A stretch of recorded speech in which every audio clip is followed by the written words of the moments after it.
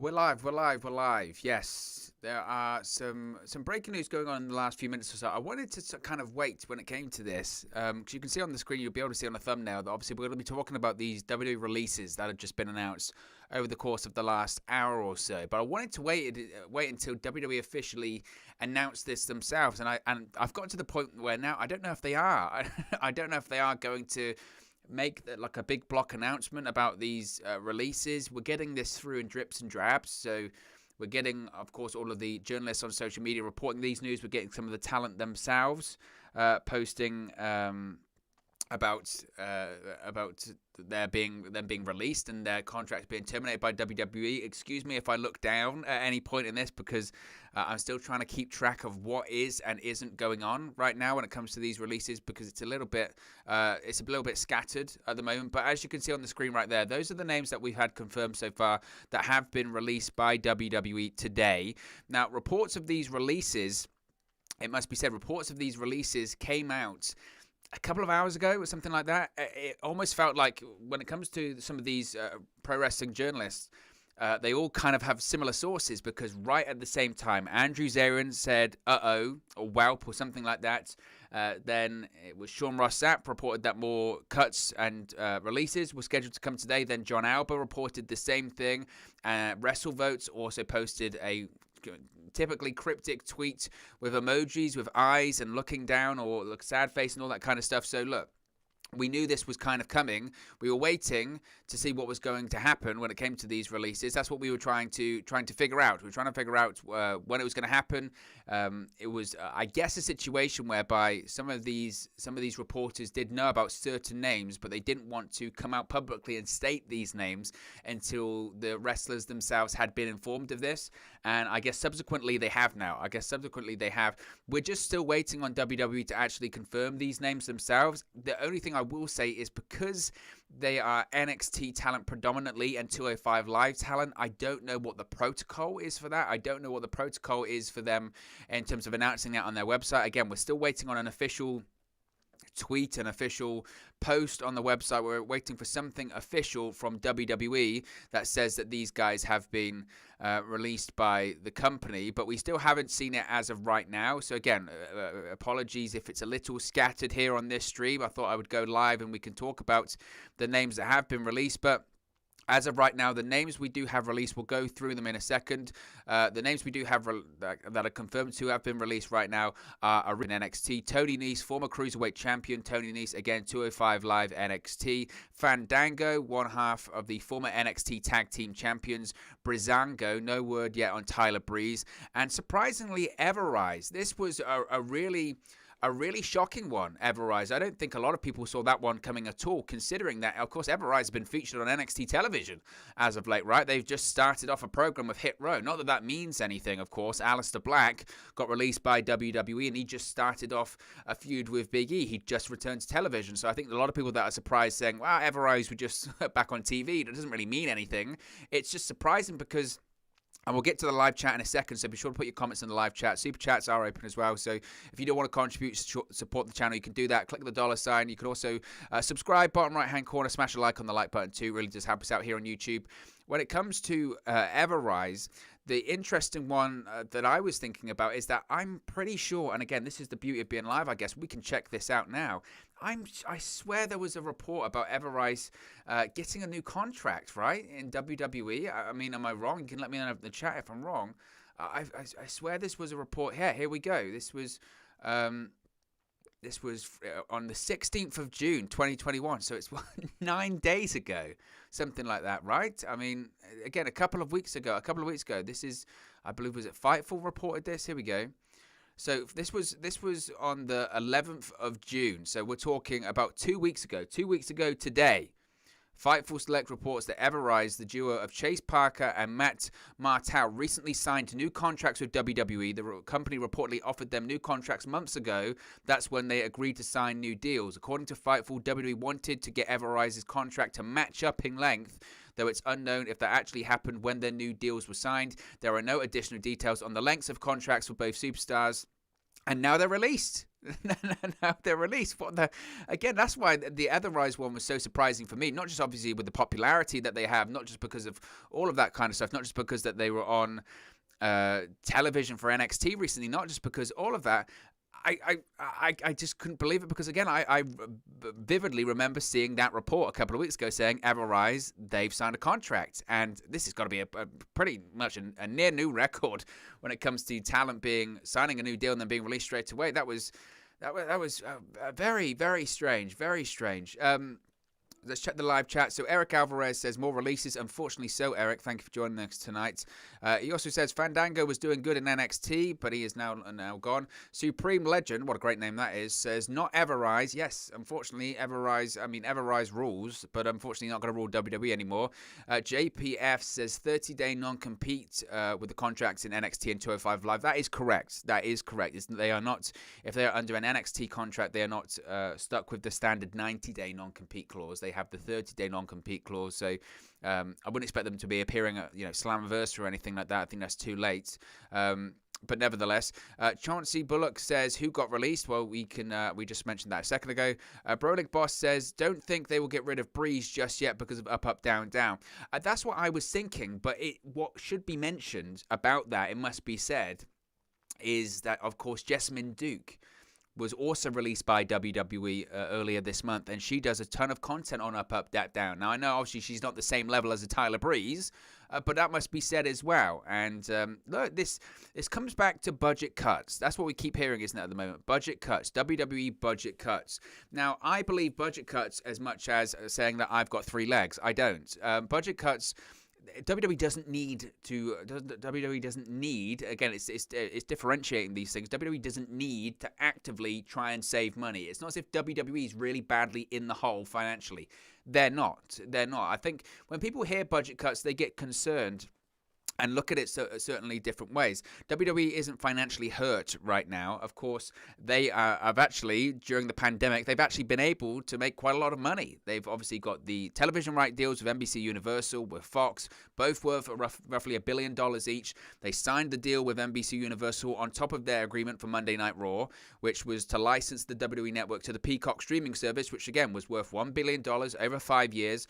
They're going back to touring. That begins in July. That might be the reason for really cutting the budgets a bit more here, because they're realizing the overhead costs that are associated with touring. In addition to that, of course, they've got the massive deal with Saudi Arabia. They're going to be going back to the country of Saudi Arabia. I think later this year. That hasn't been confirmed, but the fact that WWE today did announce a return to touring in the United Kingdom. I know the UK, of course, isn't Saudi Arabia, but the fact they're already announcing international tours does say quite a lot as well. So we'll get into all of these names in a second. Andrew Pollard says, I'm shocked and not shocked at the same time. Is that possible? Certainly, it's possible. Anything's possible, Andrew. If you are new to the channel, of course, be sure to subscribe. Bottom right-hand corner.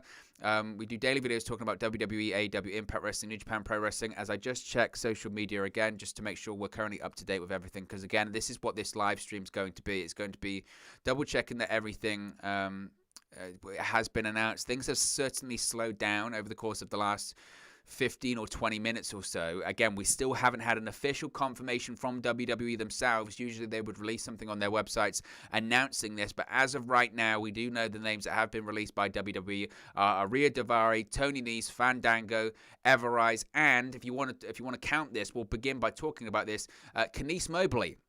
Now, if you don't recognize Kenice Mobley's name, you might recognize her story. When it comes to the big news story this week, when it was talking about her and her not knowing WWE. Kenice Mobley is a writer that was hired by WWE. I believe she was hired, a couple of weeks ago, maybe sometime last month, something like that. She was a writer. She'd appeared on The Tonight Show. I think she'd appeared on Vice News, some other stuff like that as well. So she was a writer with a film production background, comedy background, all that kind of stuff. She appeared on a podcast, I think it's called the Asian Not Asian podcast, and spoke about her new role with WWE. And she spoke about that she was assigned to the Monday Night Raw writing team, but she didn't know a lot about WWE. She didn't even know Bobby Lashley's name. I think she called him Bobby Ashley or something like that. Said Bobby Lashley, I should know, something like that. She also said that he was previously part of the Hurt Business on Monday Night Raw. and they wear suits and they're bad guys and that kind of stuff. And she admitted that she didn't know, but she also revealed that WWE said, we don't care that you don't know anything about WWE. We don't care about that. We're happy for you to come in. We like your background. We like your writing. Come in and be a writer on the Raw team. And once these comments got posted on social media, people lost their minds. People lost their minds. And I spoke about this quite in depth today in today's news video, so I would recommend to go check that out. But people essentially lost their ever-loving minds when they saw this quote. Probably didn't listen to the interview, because people don't. They probably saw the comments completely out of context, but they saw it and it was just, it drove them into a fit of rage. How dare WWE hire someone from the outside that doesn't know anything about pro wrestling? This is the problem with WWE. It's these writers that don't know anything about WWE and they're scripting these storylines. It's terrible. It's terrible. Get out of WWE. You don't know what you're doing. This is the problem with WWE. And I saw this story, and I get it. Don't get me wrong, I get it. I understand the frustration. Certainly, I wouldn't recommend, once you've just got a job, saying openly, oh yeah, I don't know anything about WWE. I don't even know the WWE champion's name. That's not a good look. And certainly, there's an audience that you're writing for. You're going to annoy them, and I wouldn't recommend doing that. Nevertheless, I think the reaction to her comments was outrageous, frankly. And pro wrestling fans, especially in the day and age of social media, but this has been going on way before social media, we're so tribalistic. It's such a fraternity to be a pro wrestling fan. We despise outsiders. And I can't wrap my head around it, because I've complained about it here on the channel time and time again, but we hate outsiders. And we do it with celebrities, we do it with athletes, anyone that has anything to do with WWE programming, whether they're a writer, whether they're a wrestler, whether they're a celebrity, whether they're an athlete, whether they're a singer, a rapper, whoever. If they come into WWE and they openly say, you know what, I don't know a lot about WWE, or I'm not that much of a fan, people will lose their ever-loving minds. And it's crazy. It's crazy, that reaction to people when they say, like, a writer. Again, you have to understand the writing process. There are writers that bounce around from these Hollywood productions or television, from show to show to show to show to show to show to show. Do you think they're a fan of every single show? Of course they're not. Do you think they know the ins and outs of the characters of every single show? Of course they don't. But once they start there, it's their job. It's their job to figure that out. How many big-time pro wrestlers have we seen over the year, big-time WWE superstars that have come in and become a pro wrestler, and they've come from a background of the NFL or powerlifting, or they were a model, or they were an actor, or whatever, and they came into, whether it's the WWE, Impact Wrestling, WCW, AEW, wherever, and they come into pro wrestling, and guess what? They learn the ropes. They learn it. They fall in love with it. They get taught. They get coached. It's the same thing with the writing room with WWE. It's the same thing with the writing room. This writer would have come in. She'd have said, "Look, I don't know anything about WWE." And they would have said, look, we like your writing style, we'll teach you. And if after a few weeks, if this writer doesn't know anything about WWE or doesn't know anything about the characters, that's an issue. That's on her. But for her to, she hasn't even started yet. And then all of the social media mob goes crazy about her. I mean, I just thought it was completely unfair. I thought it was so unfair. And I know that Sean Ross Sapp reported, because she was let go today. I know Sean Ross Sapp has reported, when it comes to the writer, that, look, it had nothing to do with the comments that she made on the podcast. It had nothing to do with that. Actually, let's go find the quote, because I think the quote's important. But, I mean, not that I think that Sean Ross Sapp is lying, because I think he's an excellent reporter. But frankly, I think the line that he was given was was BS, to be honest. I think the line he was given was absolute BS. I think it was silly. This is what he said, quote, "For what it's worth, I'm told fan reaction to Kenice Mobley's podcast appearance had little to nothing to do with the decision for WWE to let her go. I'm told it was more of an internal concern. What she was told, I'm not sure. An internal concern, probably because of the podcast she did." So again, it's so silly. It's so silly. And were the comments that she made a good idea? Of course they weren't.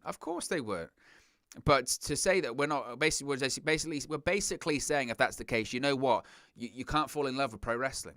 If you've never watched it before, if you didn't watch it since you were a kid and you're coming into it as an adult, no, you can't like that. Nope, you can't. And again, it's this weird, tribalistic fraternity that pro wrestling fans have. You're not a fan of it. You're an outsider coming in. Get rid.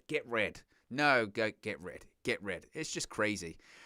Outsider Kid 93 says, I wonder when they will release Keith Lee. You know what, Outsider Kid, I'll be totally honest, and I don't like to speculate because I think that's really not fair. But once the news started coming out today that we were expecting cuts, I was concerned. Absolutely, I was concerned because what WWE is doing when they're looking at these names to cut at this point, they're looking at names whereby 2018, 2019, they signed a big contract when money was high and they were throwing big money and big numbers around, like Braun Strowman, like Lana, etc. Big contracts that in their minds now, to WWE's minds, they're overpriced. I was concerned about that. Keith Lee doesn't fall into that category, but also people that are on the shelf, like Samoa Joe. Now, Joe is back with WWE's back with NXT, but you're right. I thought Keith Lee earlier as well. I was concerned. We haven't heard anything about that yet, thank God, but it's a concern. JPF says Impact has Daivari as an agent talent. Do they pick up his brother? Well, unfortunately, JPF, you're actually incorrect because this is what's crazy as well. So, Aria Daivari was released by WWE today. His brother, Daivari, Sean Daivari, was hired by WWE last week. He literally was hired last week. It's crazy, absolutely crazy. So again. He was hired by WWE. His brother is hired 1 week, and then his younger brother, Aria Daivari, is fired the next week. How crazy is that? So, to answer your question, JPF, I don't know. Daivari could go to Impact Wrestling, maybe because of Sean Daivari's connections there. That's a possibility. But he wouldn't be going to Impact because Sean Daivari is working there, because he's not. He's working as a producer once again for WWE, which is crazy. Sharkboy420 says Fandango to NWA. I mean, Fandango could go anywhere. Fandango certainly could go anywhere. I wouldn't see him going to AEW, to be honest with you. I don't know where he would fit there, but those companies like the Impacts, like the Ring of Honors, like the NWA, like the MLW, that's certainly a possibility. Donald Music Reacts says Everrise was a shock. Kevin Owens won't be happy. I think Everrise was a shock to a lot of people. I really do. I think Everrise was a shock to a lot of people. PW Insider has also confirmed that August Gray has been released as well. So as I mentioned, we are getting more of these notes about talent being released as we're live here. So August Gray has been released by WWE as well. So he joins the list of other names that have been announced to be released earlier today. That includes, again, Kenice Mobley. We spoke about her. Aria Daivari, we've briefly touched on him. I know some of the people were surprised when it came to Daivari and Tony Nese, maybe more because obviously they were so frequent on 205 Live. I wouldn't be surprised, and again, I don't know this to be accurate, so this is merely just myself speculating here. I wouldn't be surprised if 205 Live disappears soon. The reason I say that is because there's nobody to compete on that show. I mean, realistically, how many people are left to compete on 205 Live at this point? Not a lot. And let's be brutally honest here. Let's call it how we see it. I mean, how many people watch that show anyway? I don't know how many people watch that show. Certainly wasn't the show that it was when it launched, or in the glory days when you're looking at the likes of Buddy Murphy versus Mustafa Ali and all that kind of stuff. That show's gone. That show's completely gone. So I don't know. Again, it's fascinating to see as well that this report comes out this past week. This was another Fightful Select report, and again, I'm not saying Fightful Select isn't accurate, because they are. We get this report that NXT are having a renewed focus on the Cruiserweight Championship. That's why this past week, the main event angle was involving the Cruiserweight title on NXT. It involved Kushida facing Kyle O'Reilly. We saw the Diamond Mine debut. Roderick Strong holds up the Cruiserweight Championship. So you got three major guys on that brand all competing for the Cruiserweight Championship with the idea that the Cruiserweight title is going to be heavily featured and heavily promoted on that show. NXT sees it as a unique selling point for the brand. They see it as that, and they're going to promote it as that. And the same week that we see that report that the NXT Championship is going to be heavily featured and heavily pushed on the brand, you see Aria Daivari and Tony Nese, two staples of 205 Live, get released on the same week. It's very much a case right now, and I think this is what CM Punk mentioned about Samoa Joe, with Samoa Joe being released and then coming back to WWE, is there's a definite issue with the left hand and the right hand not knowing what the other's doing. and that was the case with Samoa Joe. He's released by WWE with this hand, and this hand's going, wait a minute, we want Samoa Joe over here in NXT. What are you doing? And I wouldn't be surprised if this is the same thing here, because it feels like, and again, this is speculation on my point, but it feels like the higher-ups in WWE and Titan Tower, whether it's Nick Khan, again, we've heard reports today that Nick Khan's kind of the front man for all of this. Nick Khan's looking at these talents going, get rid of him, and him. And Triple H might be looking at things from the Performance Center, or Matt Bloom, or whoever's running 205 Live in NXT must be saying, whoa, we had plans. Everrise, they've been on TV. We thought we were going to have a feud with Hit Row. That we've got plans for them. Or Tony Nese or Rhea Tavares, like, whoa, we've got plans. Cruiserweight division. We're going to focus this on our television right now. Why are we getting rid of these guys? So again, that's an interesting development as well, and all of this is just it's like I say, it goes under the realm of budget cuts and under the guise of budget cuts, if you will, and that's what they'll continue to say is it's budget cuts, but no one can really figure out what budget they're cutting. And this is something I wanted to talk about here as well, because you see this argument a lot. We've seen it a lot. Unfortunately, with all of the releases we've seen over the course of the last 2 years, certainly, this argument's been brought up a lot, and it drives me absolutely nuts, I'll be honest with you. The argument that drives me nuts is the discussion of releases happen every year in WWE. Releases happen every year. Why do people get so angry? I think Rob Van Dam tweeted this, and this was about a month or so ago. But basically, he said, I was with WWE for however many years, and every single year after WrestleMania, there were releases, and people still seem surprised or get angry every single time. It's just business, blah, blah, blah.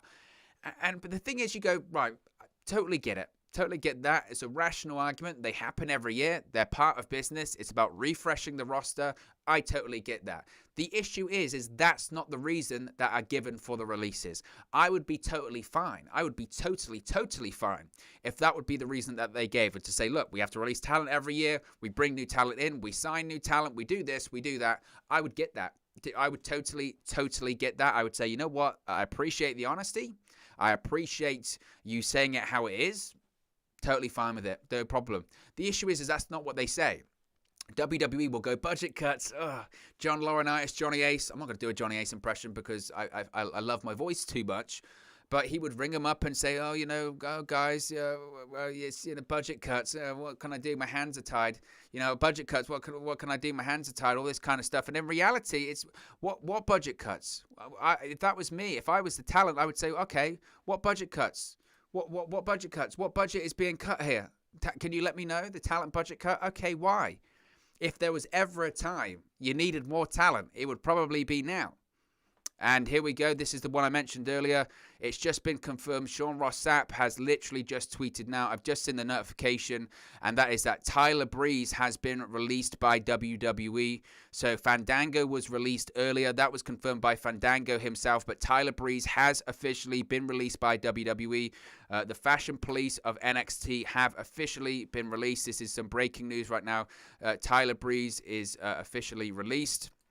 I just have to update the YouTube video. Bear with me 1 second. Tyler Breeze has been released. And we spoke about it earlier on the stream. So if you're watching this on demand, you'll be able to see this. I'm not as surprised as I would have been an hour ago. I'll be totally honest. I'm not as surprised as I would have been an hour ago. The reason as to why I wasn't as surprised as I was about an hour or so ago was that the Fandango release. The fact that Fandango has just been released says to me, honestly, that Tyler Breeze was going to be one of the next people. That's quite shocking, to be honest. It's one of the more shocking ones. It's one of the more shocking ones. Tyler Breeze being released by WWE. You could argue that again. What much has he been doing on WWE television as of late, I suppose, and we're just trying to look for some more confirmation about this. But I suppose, look, I guess this is a guy that maybe could go to an AEW. I think he would be excellent in an Impact Wrestling or something of that nature. What will be interesting, of course, is to see if this is someone that, again, is he on an NXT contract or is he on a main roster WWE contract? Because obviously he was on the main roster for a long time. If he's on an NXT contract, that means he was probably got a 30-day non-compete clause. This is one of those ones that certainly is going to get a lot of people talking that it's a shame, because it is. There's no doubt about it. It's a shame that Tyler Breeze has been released by WWE. It's a shame that Tyler Breeze could never work. Tyler Breeze, in the initial early days of NXT, I say early days, I mean the days of NXT, you know, on the WWE network, those days of it, Tyler Breeze was considered to be one of the big stars. Frankly, he was going to be big star. This is a guy that wrestled Jushin Thunder Liger. He wrestled Jushin Thunder Liger at NXT TakeOver Brooklyn, the first Brooklyn show they did. That's how highly in regard Tyler Breeze was on that NXT brand at the time. And he had an opportunity, well, WWE had a chance maybe to try and figure things out with him and try and make him the name that he should be, and they didn't do it. They didn't do it. He was maybe... He got a push on the WWE main roster for about 5 seconds, it felt like, certainly, didn't it? It wasn't that long whatsoever. And again, this is a guy that, did he deserve much better? Yes. Will he do great things? He owns a pro wrestling school, I believe. You can correct me if I'm wrong here in the live chat. He owns a pro wrestling school with Sean Spears of AEW. So he can obviously go back just to running that. He can also... I mean, again, you can let me know in the live chat. I'd love to know in the live chat. And, of course, if you are new to the channel, be sure to subscribe, bottom right-hand corner. Smash a like on this video as well. Let's see how many likes we can get on this video. But, I mean, I would love to know your guys' opinions on this announcement about Tyler Breeze. It certainly is surprising. There's no doubt about that. Bear with me, because I just have to update the stream here. But... the Fashion Police going is an interesting one, considering this was a tag team during the pandemic last year. During the pandemic last year, this was a tag team that was the tag team champions. This was a tag team that Triple H and those within WWE obviously felt a reliability factor in of, we'll give these guys the tag team championships. I think at the time it was possibly because there was nobody really else to take those titles. But as you can see here, we'll just take that off. See, this is what happens when you're live, folks. There we go. It certainly is surprising, and again, it's the latest name that was released. So we've got the likes of now Tony Nese, Tyler Breeze, Fandango, Everrise, Aria Daivari, August Gray also has been confirmed to be released. Again, the Tyler Breeze one. I mean, this is the crazy thing whenever you're live for stuff like this, because whenever you're live, obviously you do have to react in time, and it's. If you'd have told me at the beginning of the day, is Tyler Breeze going to get released by WWE, I would have said no. I think that's unlikely, considering his tenure, considering again of the stuff he does with WWE outside, and again the stuff he does on the Up Down Down channel.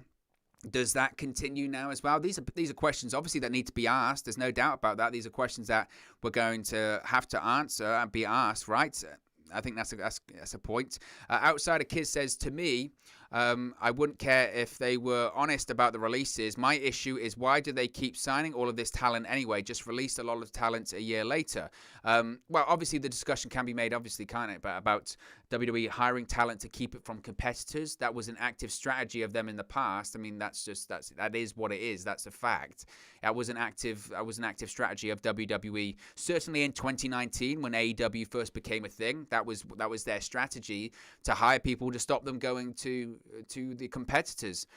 It's come back, not necessarily to bite them, but it's certainly come across as a bad people company, if you will. All these years later, months later, because they're getting rid of him now. Maro says Breeze runs his school with Spears. Yes, he runs his school with Spears. So again, the NXT, I guess it's an NXT call today. It doesn't look like it's going to be people on the main roster. You know what? I was thinking that. I'll be honest with you. I was thinking that earlier on, because obviously it's Friday and that means SmackDown tonight. And my thought process kind of was, what my thought process was, what happens if these main roster, if it's main roster releases, there's SmackDown later on tonight? What happens there? August Gray has tweeted, he, of course, was released earlier today. It was announced that he's been released from his contract. August Gray, he's competing on 205 Live. He's actually just put out a tweet that says, quote, breaking news, tonight's 205 Live main event has just been turned into a loser leaves towns match. Don't miss it. So essentially tonight's his final match for WWE, but he's still going to be on 205 Live. Again, this is definitely a situation. It's looking more and more like it, a situation where the left hand doesn't obviously know at all what the right hand is doing at all. And yeah, I think Tyler Breeze in his post WWE career, Tyler Breeze for me, I think will be very successful in whatever he does. Again, he has his own wrestling school with Sean Spears. Does that mean he'll go to AEW? That's a tough question. You can let me know in the live chat what you think. Who do you think? Where do you think Tyler Breeze will end up next? Will Tyler Breeze continue to team with Fandango? Where will they go next? For me, and I know I say this a lot, and I do say this a lot about talents, and I don't say this because we do a lot of Impact Wrestling content here on the channel. I say this because I always think about talent when they're released from the WWE is where's the best place for them in terms of their career? Where's the best place for them to fit? Where is the best place for them to succeed? Anyone's goal, right, when you're in pro wrestling, anyone's goal should ultimately to be a world champion or something like that, to get as high up the card as you possibly can. I know people will say that's BS, it's just a perform in front of the crowds, but eventually you want to have success. And whenever I look at a talent that's been released by WWE, one of my big thought process is, okay, where are these talents going to get success? So let's take Fandango and Tyler Breeze. Let's say they're a tag team. Let's say they stick as a tag team. I don't see why they wouldn't, right? So let's say they stick as a tag team. Where is the best place for them to go as a tag team? Where is the best place for them to go to have real success as a tag team? And by success, I mean not only win championships, but also be featured every week on a broadcast, have a prominent position on that show, have creative freedom, have an ability to do outside bookings, their streaming stuff, all that kind of stuff. Where is the best option? Now, obviously, everyone's mind goes straight to AEW. They'll say AEW's got the best tag team division in the world. That'll be the best place for them. My issue would be, with Breezango going to AEW, is that tag team division is so deep, is so rich, is so stacked with talent. No disrespect to Fandango, but realistically, where are they going to be featured on that show? Are they going to be on Dynamite every single week? The answer there is no. They are not going to be featured on Dynamite every single week. They were on NXT. They weren't even featured on the main roster, right? So why would they go to AEW Dynamite, and why would they be featured every single week on the Wednesday night? They just wouldn't. They just wouldn't. That's the situation. Unfortunately, that's the situation with them. So I then look at other options for them. I look at a situation where I say, right, an Impact Wrestling. Would they be featured every week on Impact Wrestling? Most likely, yes. Would they win the Tag Team Championships in Impact Wrestling? Most likely, yes. The Impact Wrestling Tag Team division has kind of been decimated a little bit over the course of the last 12 months. There's certainly been big departures. There's been splits when it comes to the Impact Tag Team division as well. Of course, we had the North. Ethan Page went to AEW. Josh Alexander's doing an X Division championship run at the moment. The Good Brothers are kind of... they're just not really in that tag team championship picture anymore when it comes to Impact Wrestling. I don't know what their booking is right now because they don't win matches in Impact. You got Violent by Design. They're great. How many proper big-name babyface tag teams do we have in Impact Wrestling? The Motor City Machine Guns, Alex Shelley can't wrestle right now. These names, they split up. Ace Austin's back into a cruiserweight in the X Division. God, I didn't say cruiserweight. X Division kind of situation. Madman Fulton's his bodyguard, but they're not doing tag stuff at the moment. So I think they would fit in great. Obviously, they could go to other companies route. I think they do great in Ring of Honor. I think they fit there really well. They could obviously do great in MLW too. There's options. There certainly is options. Obviously, you could say the NWA as well. I think just...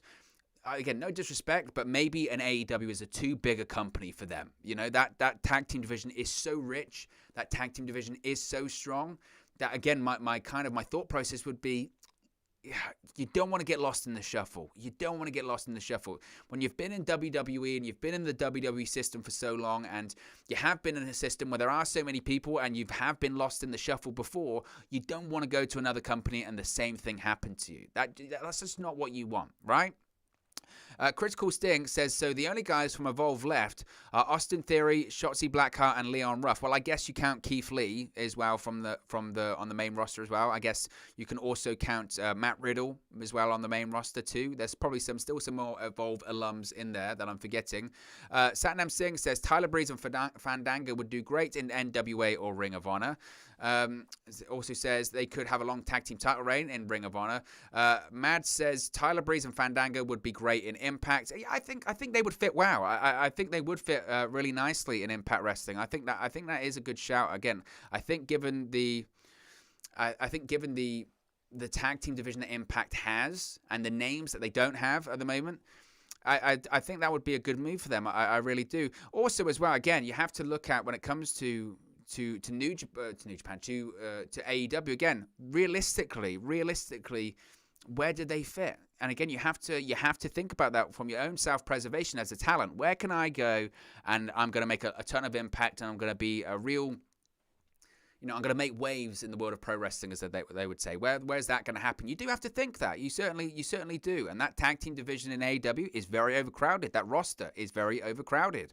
So, it's definitely for bigger talents when they're released from WWE, whether it's people like Braun Strowman or Aleister Black, they can go to AEW because there's a spot there for them. They're big enough names. There is a spot there for them. There's a plethora of great matches for them should they want to sign with that company. When you're a smaller talent and you do have to scrap more, for your position, you do have to consider your options. And I'm not saying they can go to Impact. Again, I think they would suit Ring of Honor very well. I think they would suit MLW very, very well. I think they would suit the NWA very well. Obviously, as well, as we're getting towards, a place where the independent scene is opening back up as well. You have to think about that too. The independent scene is going to be thriving far more this year than it was last year. Independent dates are open. Who's to say they sign with any promotion? Why don't they just do the indie scene? Because they could. If Tyler Breeze is making good money doing his pro wrestling school with Sean Spears, maybe he just goes, you know what? I'll do a couple of dates a week on the indie scene. I'll make good money. I'll do my school. And then I don't even have to be tied to any promotion. It's who's to say they go to any promotion anyway?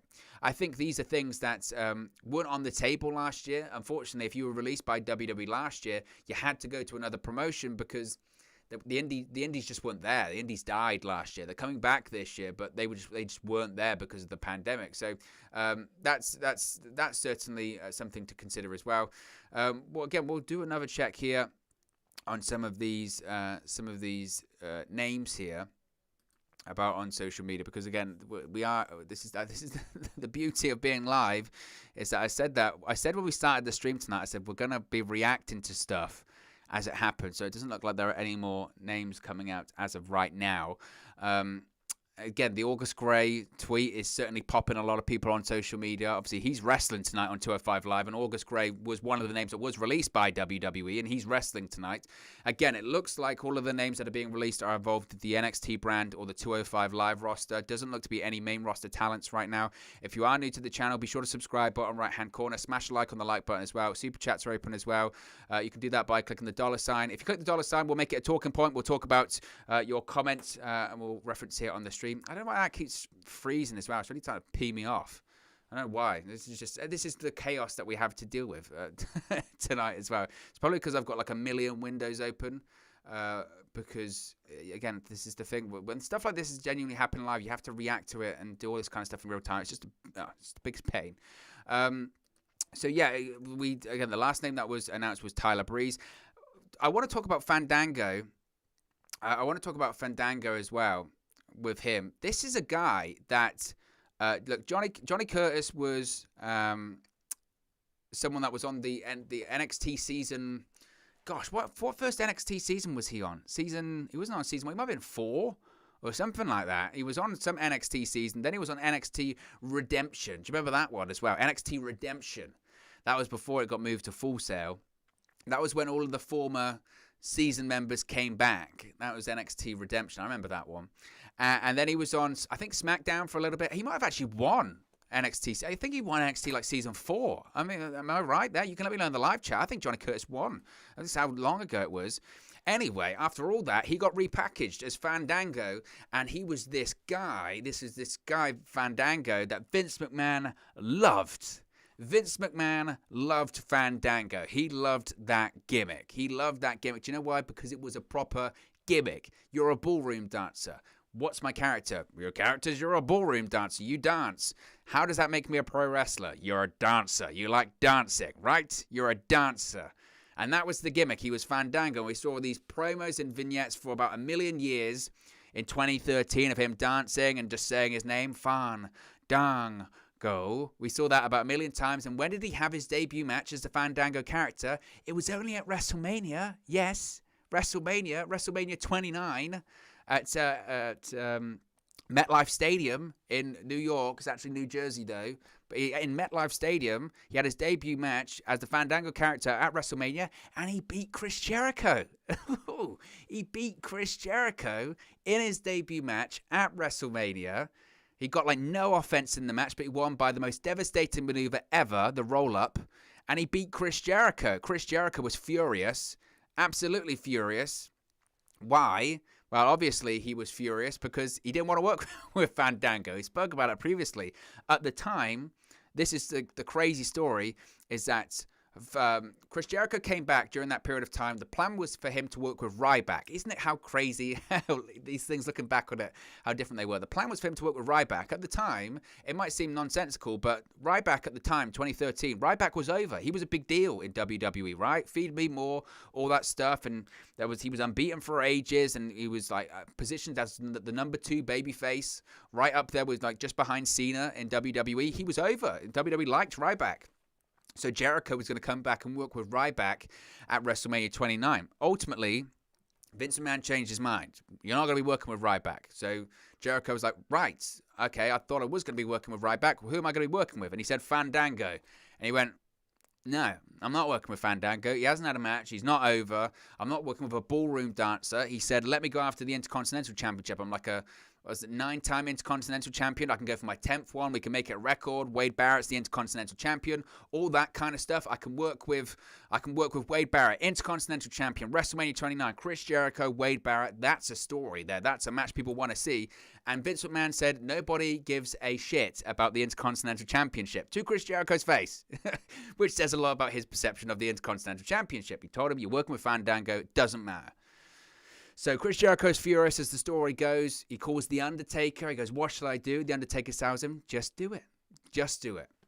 So he does the match, loses to Fandango. But the weird part of that story is that the next night, of course, if you recall this, the next night on Monday Night Raw, there was nobody. And this is a night where Dolph Ziggler wins the World Heavyweight Championship and the arena explodes in one of the sort of amazing moments of Monday Night Raw. There was nobody that was more over than Fandango in that building. His entrance music, that whole thing, that was so over. That went for weeks. Over here in the UK, this is how over Fandango was, or at least his entrance music was. Over here in the UK, Fandango, his entrance theme was top of the charts in terms of I don't know what the category was on iTunes. It was something like theme songs or television. Fandango's song was top of the charts. Do you know how crazy that is? Over here in the United Kingdom, it was in the top 50. It was in the top 50. Fandango, his song was in the top 50 in the UK. His song was that popular over here. So much so they played it. I think it was at Everton, at Goodison Park, in their stadium. Fandango has a relationship with Everton to this day. Because of all of that, this guy was over. And there was plans. This is how crazy this Fandango story is. There was plans because of the popularity, because of his theme song, all that kind of stuff. There was plans. Fandango's going to win the Intercontinental Championship. Then what happened? He got a concussion. He was off television for a couple of weeks, and he came back, and he was never, ever the same. And that's the story of Fandango. After that, he bounced around from these tag teams and all this kind of stuff. Eventually, he was with Tyler Breeze, became the Fashion Police, had a bit of a revitalization on SmackDown, in SmackDown Live in sort of 2016 with the Fashion Files and all that kind of stuff. And that was very enjoyable. But to be honest, even with that one, even with the Fashion Files on SmackDown in 2016, they were very enjoyable. Don't get me wrong, and the comedy gimmick was very enjoyable. But like anything, when it comes to WWE and it comes to WWE doing comedy or doing a comedic gimmick or a comedic bit or a comedic segment with WWE, they just drove it into the ground. They drove it into the absolute ground, and they did those fashion file segments where at the end of it you went, oh, that was kind of funny. I mean, they were trying it, but I don't know what the hell I just watched. And didn't make any sense. And I know that's the point. It was meant to make any sense, but it was just kind of odd. And then eventually, like anything, like any form of comedy and comedy gimmick WWE has, they get bored. They just get bored and they went, okay, we'll move on to something else. And then it took for, Fandango and Tyler Breezango to say, can we just go back to NXT? Can we do something?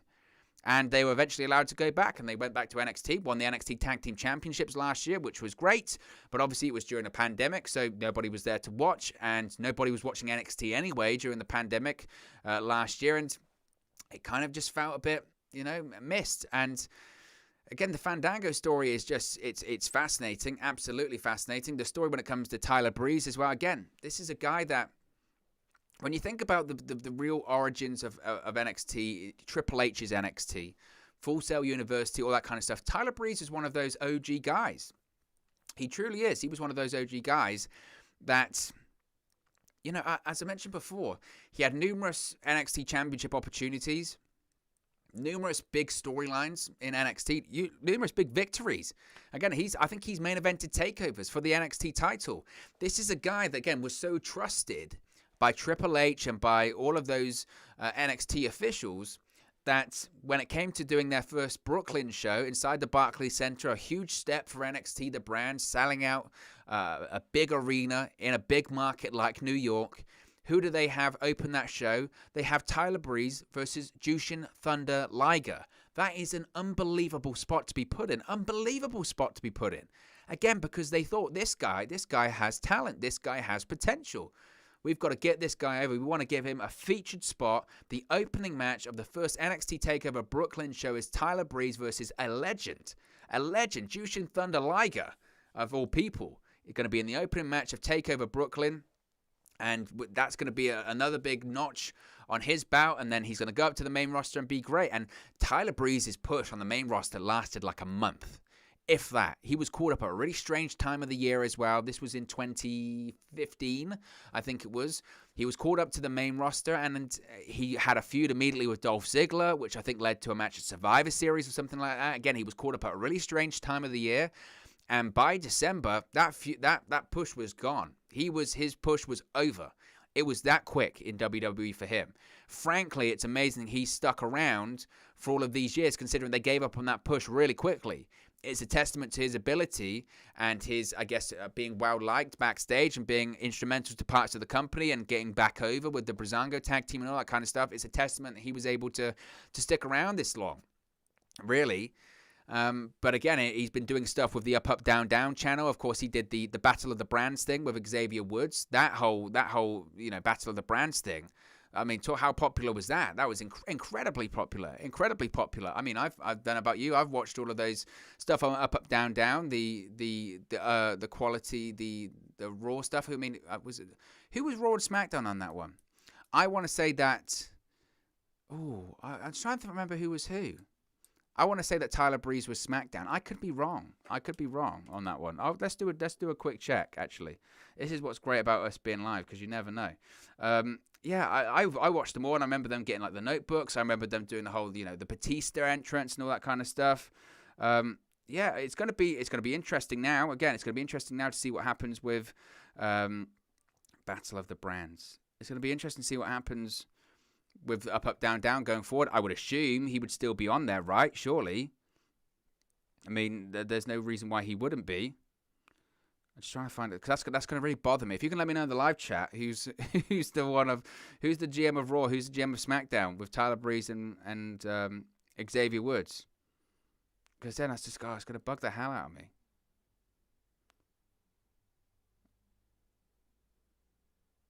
I was having to skip through all the thing. I think. Oh. I don't know. I think Tyler Breeze was Raw.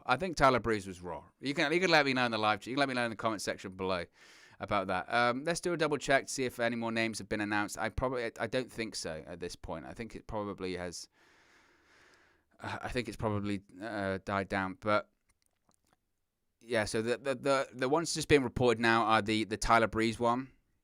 Is the Tyler Breeze release that certainly looks like that certainly looks to be like the name. Obviously, people are sharing clips at the moment. People are sharing clips of Tyler Breeze and Breezango and Fandango and all of the names that have been released. So yeah, it's a sad day. It's a sad day when anyone loses their job. It's a sad day when anyone gets released by WWE. You know, and hopefully this is the last of it.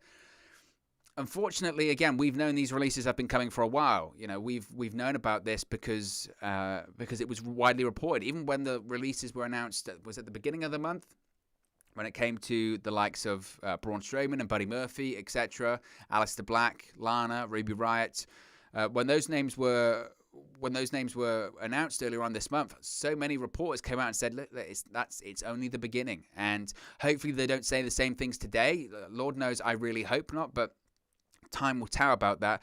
We'll check the live chat as well. Outsider Kids said they just let go of August Gray. Yep, we spoke about that one.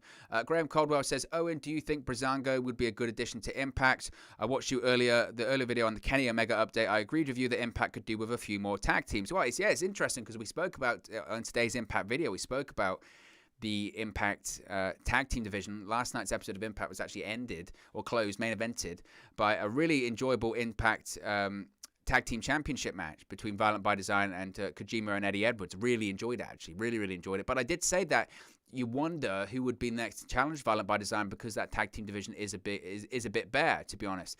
And I think Breezango would be great. I know people get angry sometimes when I'll say stuff like this. I'll say, oh, they'll be great for Impact. And people go, everyone can't go to Impact. Everyone can't go to Impact. And, you know, no, they can't. But I think a name like Breezango fits in quite nicely.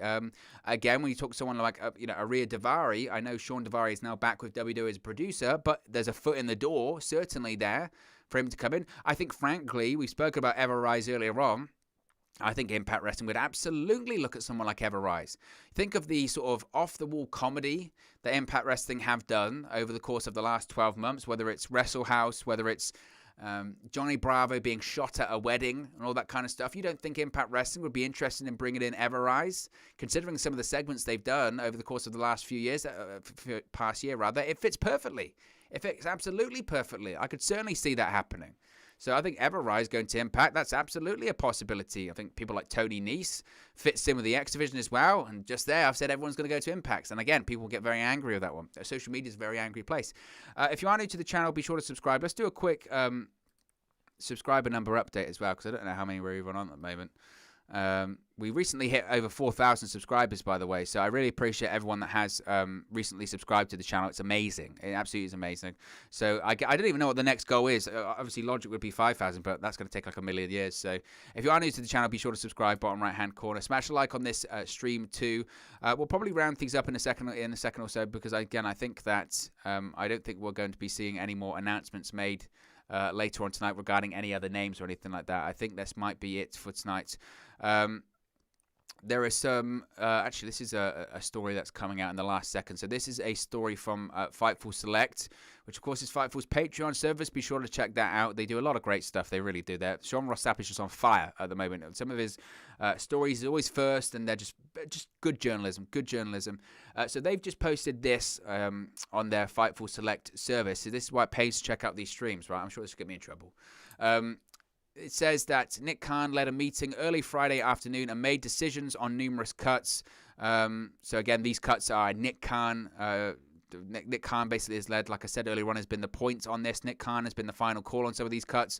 As we're live right now, multiple names that we've heard were set to be released have not been released as of yet. So more names are to come. That's a big bit of news there. Multiple names we've heard were set to be released have not yet. So more names, I suppose, are to come. However, there were several names that ended up getting released that Fightful hadn't heard about prior, and at times this year, wrestlers have been, quote, saved from the chopping block. Several of the 205 Live wrestlers fired were on higher contracts than WWE has been giving out for work on that brand as of late. Fightful have been told that Tony Nese specifically has a 90-day non-compete clause. August Gray has 30 days, so that shows you the varying amount. So that's certainly interesting. Tony Nese does have a 90-day non-compete clause. August Grey has a 30-day non-compete clause, which is traditional for the NXT contract. So it looks like Tony Nese was arguably on a main roster contract, which makes sense considering how long he's been there. He was working on the Raw brand when Raw had the Cruiserweight division. So that does make a lot of sense. So possibly he signed his contract quite a while ago then as well. That would possibly indicate that too. I think the interesting point of that report by Fightful there also is that several names that they had heard were going to be released haven't as of right now. Now, does that indicate that more are set to come? Or does that mean that some were saved? Because they did mention that several times this year they had been told that wrestlers were set to get released, and then eventually they ended up getting saved from the chopping block. Of course, they're not going to mention who those names are, but they have mentioned that several wrestlers were saved at points this year from getting released after they'd heard that they were set to be let go by the company. That's big as well. That's very, very big as well. So I mean, again, that implies that this isn't done. That implies that this isn't done. Again, this is a situation whereby, more could be set to come, but this also is a situation whereby there might have been some talents that were saved, if you will. Certainly, this is the craziness, right? This is the craziness of WWE this year. Again, thinking back that WWE is going back to touring very soon. Again, it opens up the question about why WWE, is looking to cut budgets or do budget cuts, all this kind of stuff. That just seems crazy. It seems crazy. But I think what we'll end it there. Of course, if we have any other names, we'll jump back on a stream later today. This is the beauty of being able to go live and all this kind of stuff. So it looks like the releases have stopped for now, but let's do a bit of a recap to finish up here. So the confirmed releases from WWE today are Kenice Mobley, a writer for Monday Night Raw, who hadn't actually started yet. She was the one that's generated a lot of attention because of her comments about not knowing the current WWE champion Bobby Lashley. Ariya Daivari was released. Tony Nese has also been released. NXT stars Fandango and Tyler Breeze, Breezango, they have both been released. Eva Rice has been released, and August Grey has also been released. Those are the names we know as of right now. If there are any other names or updates regarding the WWE releases, of course, we'll talk about them here on the channel. Like I said, guys, if you are new to the channel, be sure to subscribe. We've got over 50 people watching us here live, which is great. If you are new to the channel, be sure to subscribe. Bottom right-hand corner, smash a like on the like button too. I think we've got about 30 likes. Let's see if we can get to 50 likes. If everyone likes it, we'll get to 50 likes. That would be amazing. So let's see if we can get to 50 likes. If you are new to the channel, as I mentioned, be sure to subscribe. Bottom right-hand corner. As I spoke about before, if we do get any more information about new names that have been released, we'll go live once again. Be sure to subscribe there. We do daily videos talking about all things WWE, Impact Wrestling, AEW, New Japan Pro Wrestling. If it's pro wrestling, we cover it. I've recently got into a format where I basically do I do a daily Impact video every day. I do a WWE news video pretty much every day. I do an Impact, I do an AEW news video. If there's news, I'll do it. Basically, that's the new motto that I've got to do here. But look, guys, as always, thank you very much